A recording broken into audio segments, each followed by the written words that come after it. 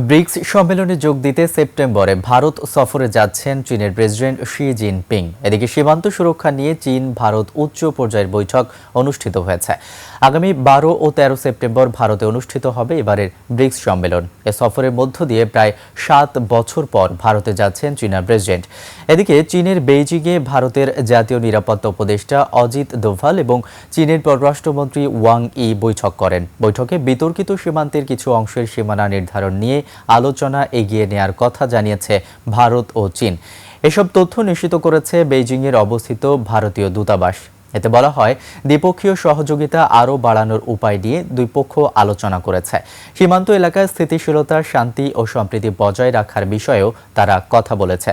অন্যদিকে 2020 সালের প্রাণঘাতী সীমান্ত সংঘর্ষের পর শি জিনপিং এর ভারত সফর দুই দেশের সম্পর্ক স্থিতিশীল করবে বলে মনে করা হচ্ছে।